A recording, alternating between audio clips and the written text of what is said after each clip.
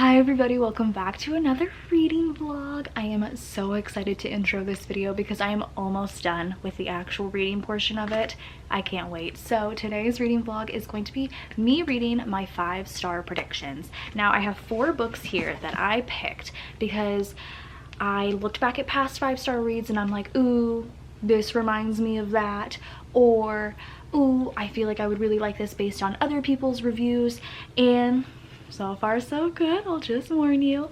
But yeah, I have 4 books here. The Troop by Nick Cutter, Abby Jimenez is Part of Your World, Kristen Hanna's The Nightingale, and Darcy Coates From Below that I am going to be reading in today's reading vlog.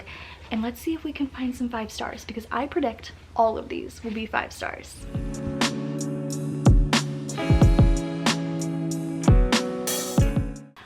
Okay, so we're starting this vlog off with The Troop by Nick Cutter. Now, the reason I think I'm going to give this a 5-star is because for some reason in my head, this book and Fantastic Land, which I gave 5 stars last year and literally I won't shut up about, are in the same realm to me. I don't know if they are, but in my head, in my thoughts and feelings, they're in the same realm.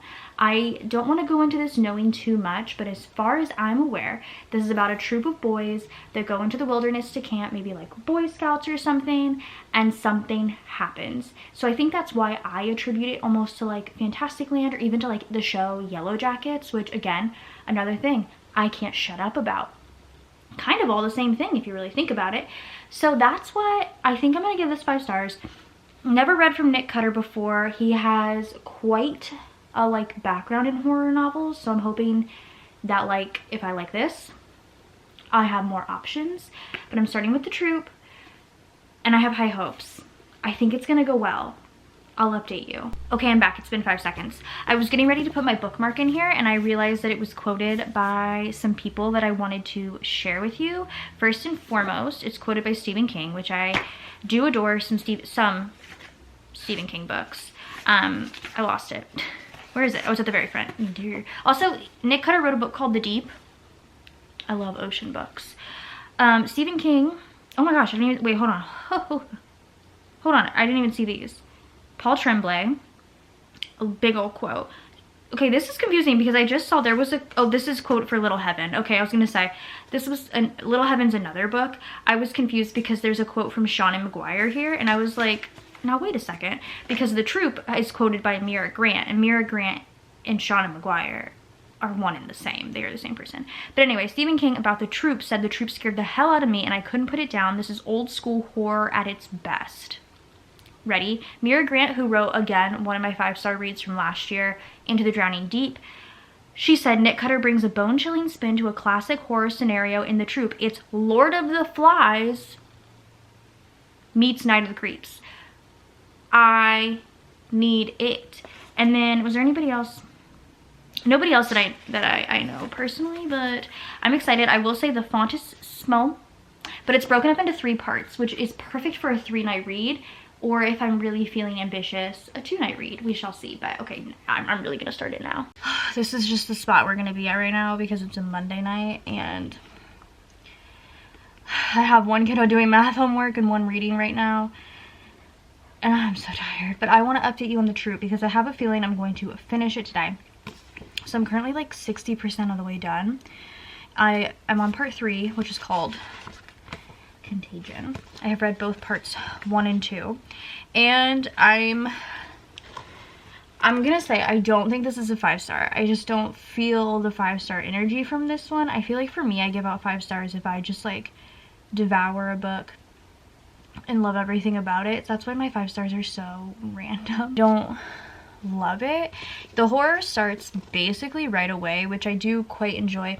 I mean, sometimes I like a slow burn horror when the mood is right, but when it starts right away, that's awesome because it really gets you into the book. I mean, you start right away with our patient 0, essentially. This dude escapes this like lab, but you catch him as he's like coming to the island where the troop is at, and the guy that escaped the lab has like essentially a parasite and he's just starving. He's so hungry. He wants to eat. He'll literally eat anything. He's eating like the dirt. He's eating like the algae in the water. Like he will eat anything.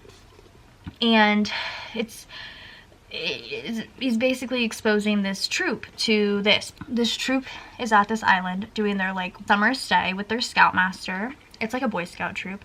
And then the guy just rolls up on the island on this boat, and the scoutmaster is a doctor, so he's like, oh, let's like see what's happening with him. And like so much is happening. It spreads so quickly. Things go from 0 to 100 pretty quickly. I will say, if you are a fan of body horror, you'll really like this one.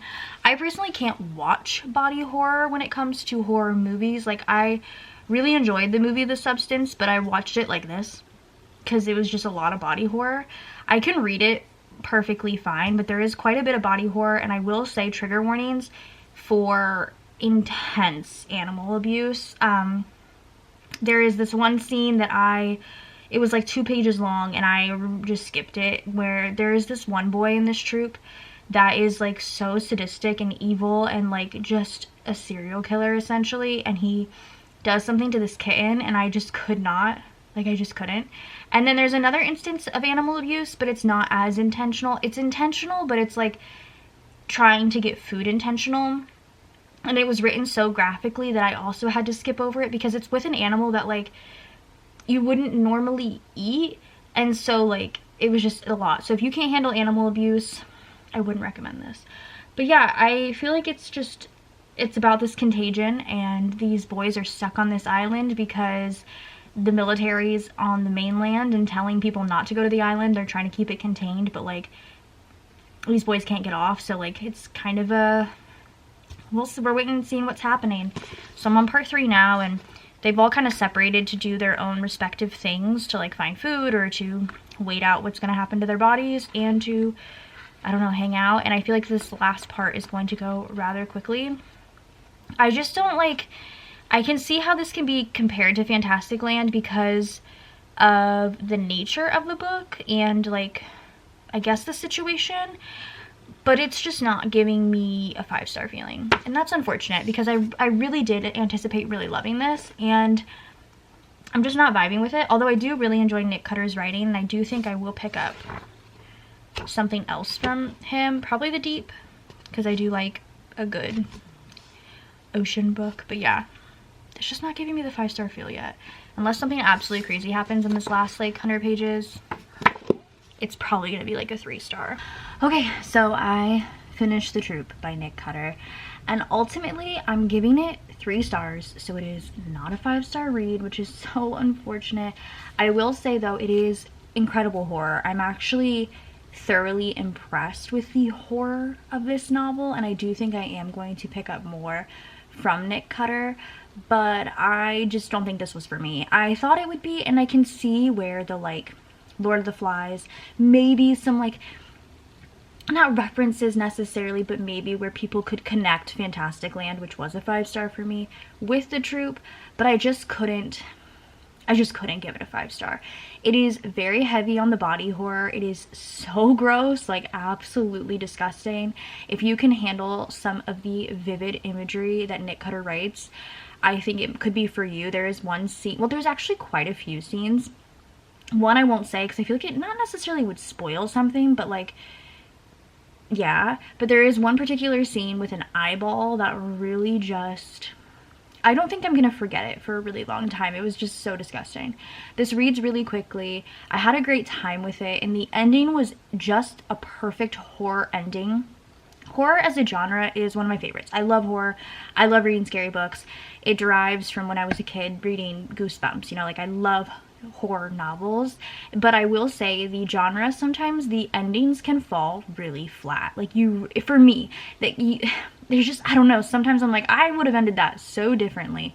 The ending for this was perfect. Like it was spooky, it was eerie, it just made the most sense, and I really enjoyed it. It's not a 5-star, it's a 3, but I'm glad I read it, and yeah, now I really want to find a 5-star.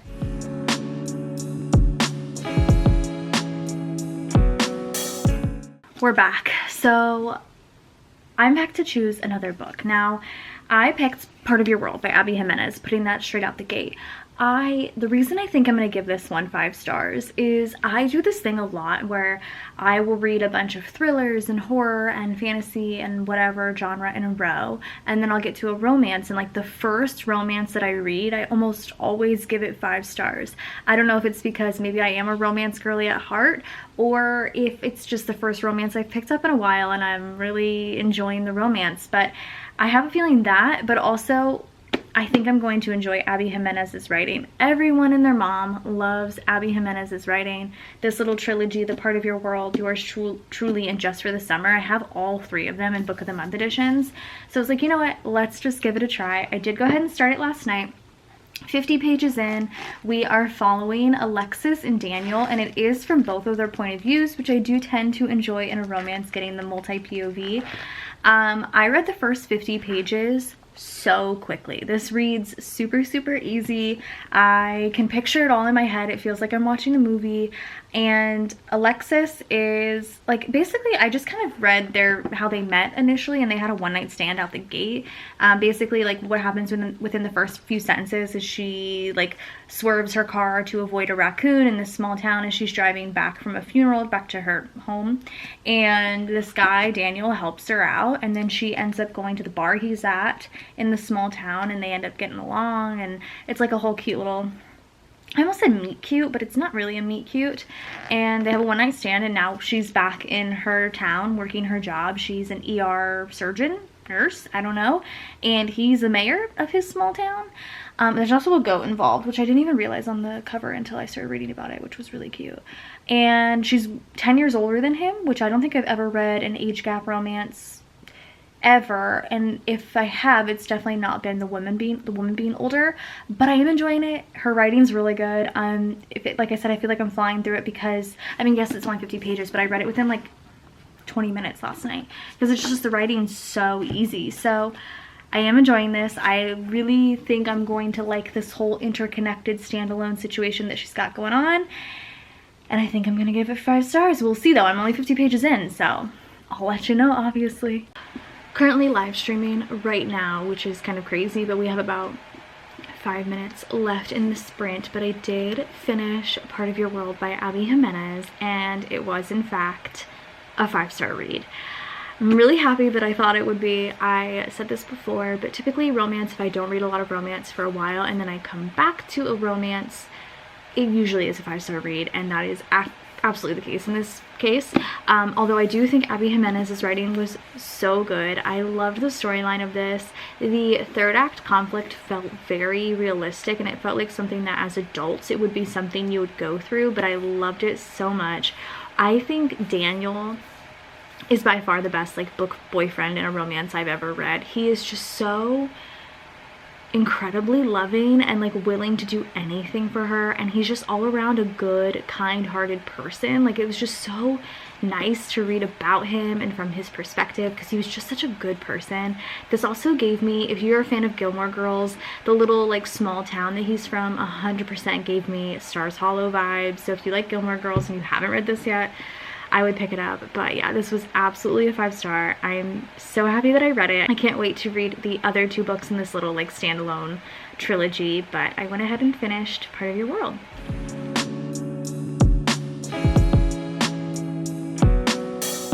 And then subsequently, because I am still on sprints, like I said, I finished this book and was like, I need to start my next one. So I went ahead and started Kristen Hanna's The Nightingale. I think this is going to be a 5-star because every single person that I've seen read this has given it a 5-star, and I feel like this, I think it's going to be a 5-star theory is kind of something I'm pulling out of thin air right now because 1, I've never read a historical fiction book, I've never read a Kristen Hanna, I don't know the writing, and 2, this is a chonker of a book. But I just think I'm really gonna like it. So I just started it. I'm 25 pages in on chapter 4. And so I'll give you more of a brief synopsis when I'm maybe a little bit further in. But so far I do like it. It's 25 pages in. The writing is very nice. The writing is very detailed, I'll say. There was just a quick scene of them eating dinner, and the way the food was described, I was like almost salivating because it sounded incredible. I think it's gonna take me a little bit to read this one, but I'm very excited, and I definitely think this is gonna be a 5 stars. So hopefully my prediction is correct. This will put me at 2 5 stars, or I guess technically 3 5 stars for 2025. But I started it, and I'm hoping it's good. Okay, so I'm very disheveled right now because it is late night and I worked all day today. My husband is currently downstairs making dinner, and my children are downstairs with him. So if you hear any noises, it is dinner time in our house. So I figured, though, I am about 50% of the way through the Nightingale, and I feel like it's probably time to give you an update. I'm on page 305, chapter 21, and so far I am really enjoying it. I was thinking as I was reading this, I don't think this is actually my first ever dive into historical fiction. I feel as though I have read this genre before. I haven't read it in the past 15, no, maybe 12, 13 years, but definitely not as an adult. I have read The Book Thief, which I feel is historical fiction, and maybe The Memory Keeper's Daughter, but that also might be just me making something up. However, this is my first dive into it as an adult, and my first Kristen Hanna. So I am enjoying it. I don't know if I'm feeling a 5-star quite yet, but I can definitely say this is definitely for me a high 3-star currently. But basically, to give you guys a brief synopsis, we are following 2 sisters. Vianne, I believe is how you say the name. I looked it up and I just still feel like saying that is wrong, but also it could just be me, and Isabel. And they are 2 sisters living in France during World War II, so it is Nazi-occupied France. And they both have very different kind of ways of dealing with the war. And I find the way that they each deal with it so fascinating because I feel like you can relate to both of them. So Vianne is older. She has a husband who is currently a prisoner of war. He was drafted essentially to go as soon as the war started, and now she cannot hear from him. She has no idea what's going on with him, but he is somewhere in Germany. And she's at home with her young daughter, and she is struggling to make ends meet because it's Nazi occupied and they're taking basically all of the food and all of the energy and everything out of this town, and she's, you know, trying to get by with the ration cards. And not only that, but one of the captains of the Nazi army is essentially forcing himself to live with her. He basically knocked on the door and said, I am living here with you, or you can leave and this will become my house. So she doesn't want to lose her house. She has her daughter, so he is living with her, and she feels very just overwhelmed with emotions, but she cannot step out of line because if she does, she's risking her life and her daughter's life. So we're following that storyline, but then we're also following her sister Isabel, who is a little bit younger. I think she's 19, and she's very rebellious. She hates them with a passion. She is very against them, and she is very vocal about it initially, and they warn her over and over, like, if you keep being vocal about this, you are going to be executed.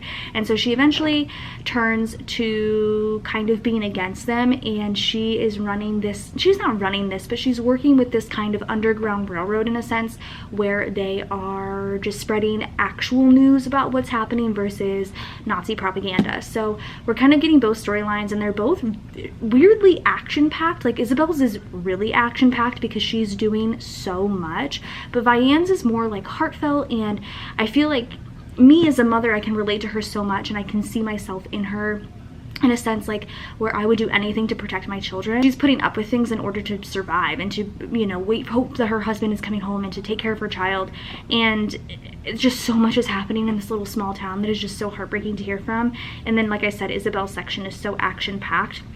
And not only that, at the very beginning, and I have had another part in it here as well, in the parts that I've read, where we're getting a point of view from someone who we don't know who yet, in 1995, who we believe is one of the sisters, and we don't know who it is yet. I think I kind of have a feeling who it is. So you know one of them survives, which is great, but I think it's going to be really heartbreaking when we find out what actually happens. So like I said, I am definitely leaning towards a 4 right now. This isn't feeling a 5, but some things could change, and this could definitely become a 5-star. So I'm going to go ahead and keep reading it. I definitely think since this is such a chunky book, it's going to take me a couple more days, but I'm excited to get back into it tonight. So we're sitting in my spot because I've just filmed a few sit-down videos, and I figured, hey, I finished The Nightingale by Kristen Hanna last night. Let's talk about it. Okay, 5-star. Like, I don't think I need to wait any longer. The whole time reading this, I was like, oh, this is like a 4-star. This is like a 4.5 star. This is like a 4.75. Why is this not a 5-star? It's a 5-star. It's absolutely a 5-star. This was so emotional. I feel like the last 100 pages or so, I couldn't stop tearing up. It just got so dark so quick. Like, not that the first half was lighthearted by any means. We're in the middle of war. These women are struggling, but they get to the point where it's like, will this ever end?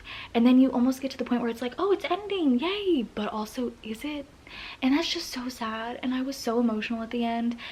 I felt like this was so good. I definitely want to read The Women now by Kristen Hanna. And if you have any other historical fiction recommendations, let me know, because I kind of feel like I like this genre. I kind of think I like this genre. I might go ahead and kind of look at the Goodreads for 2024 historical fiction nominees to kind of see if there's any that I want to check out other than The Women, because I think The Women won. This was so good. If you have not read this book yet, you absolutely need to. Like, the ending was just so heartbreaking when you finally find out which sister survived. It's like a knife in your gut, or at least for me it was, because the whole time I had this feeling it was going to be one specific sister and I was going to be really heartbroken if the other one died, but then it ended up being reversed and I think I was even more heartbroken. So you can't win. But this was really great and I really loved it and I'm so glad I read it. And this is my second 5-star in this video of my 5-star predictions, so the next one better be a 5-star. I better get 3 out of 4 correct, because I have a feeling, I just have a feeling. So I'm gonna move on now, but The Nightingale was so good, and if you haven't read it, I highly recommend.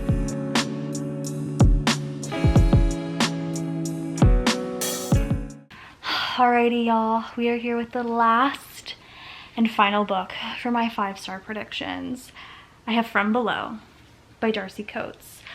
I read Into the Drowning Deep by Mira Grant, a Seanan McGuire, early in 2024, and it was a 5-star, I thought about it all year type of read. I adore that book so much, and it is underwater mermaid horror, and it was the first underwater horror I had ever read, and I was like, I love this. I bet I would love it again. I predict that I'm gonna give this one 5 stars. Now, just like Into the Drowning Deep, this is a longer horror, and I was really intimidated by Into the Drowning Deep because it was so long, and there was like a lot of, well, not a lot, but a lot of scientific talk. However, it was just so good, and the horror that happened was so spooky and great, and I adored it, and I just feel like this is going to be the same thing. It's almost kind of the same, but not quite. It seems to be about another ship that goes missing, and there was a strange garbled emergency message. Neither the ship nor the crew were found, and it sounds about like someone in their dive team is gonna go find the SS Arcadia. And you know what?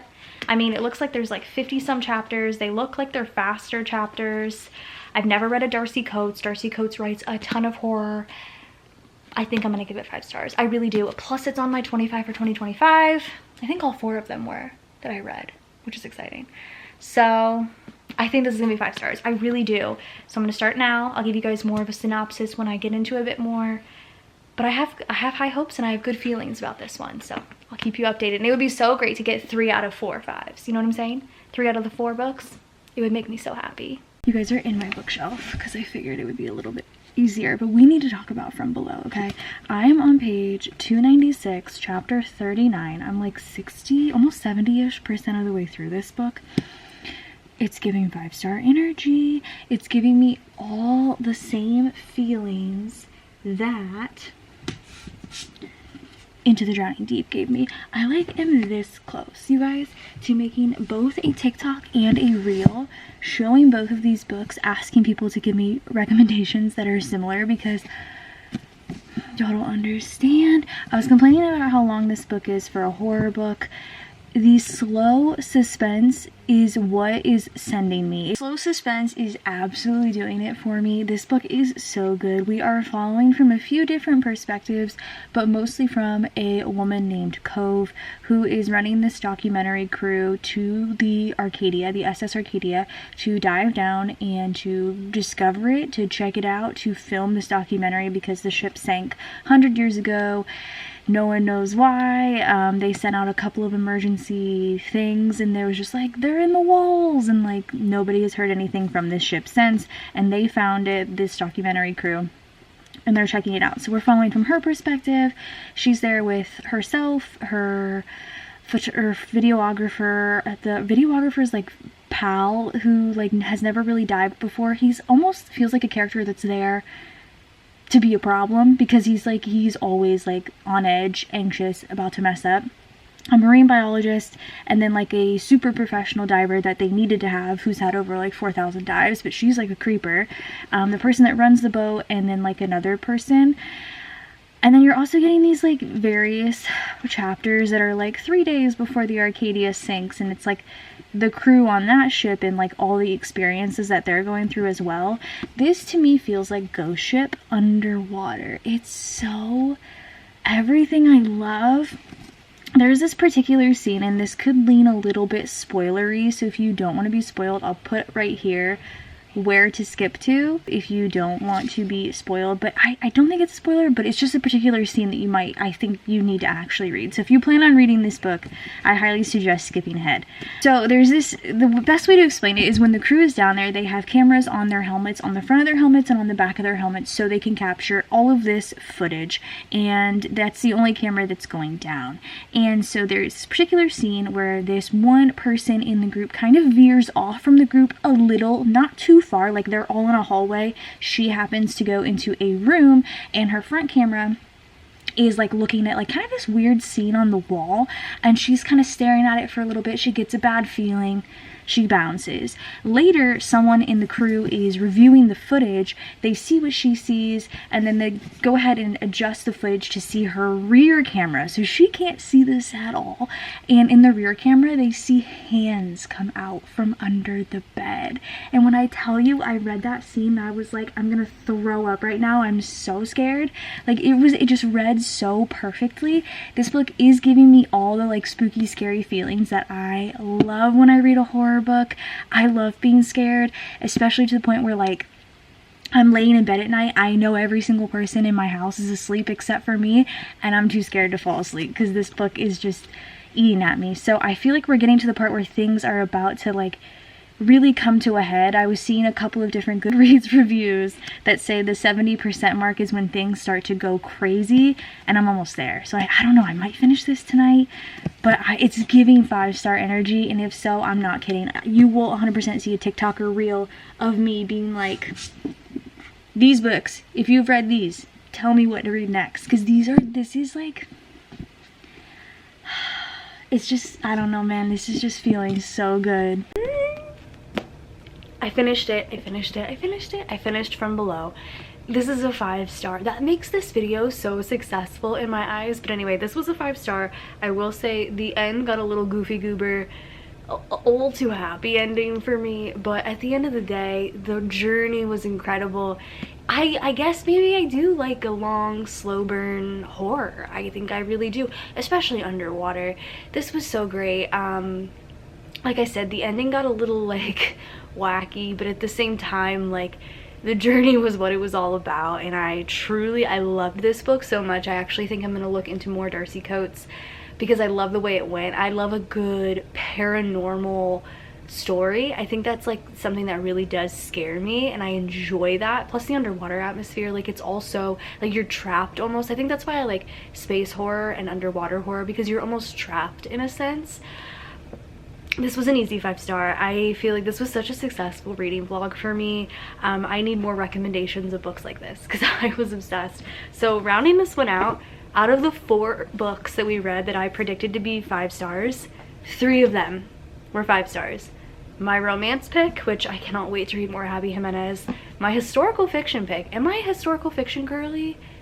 Maybe. I might have to look more into that. And my other horror pick, which is so exciting. Unfortunately, The Troop I did give 3 stars, but you know what? I was excited for this. I like Lord of the Flies type things, so maybe I'll have to look into more books similar to that and see if maybe it was just this one that I didn't really like or what have you. But I will say, this reading vlog was so stinking successful, and I want to do something like this again in the future because that was so fun to have 3 5 stars back to back to back. Like, it was incredible. So I hope you guys enjoyed this video. Go ahead and subscribe if you're not already, and I'll see you guys in my next one.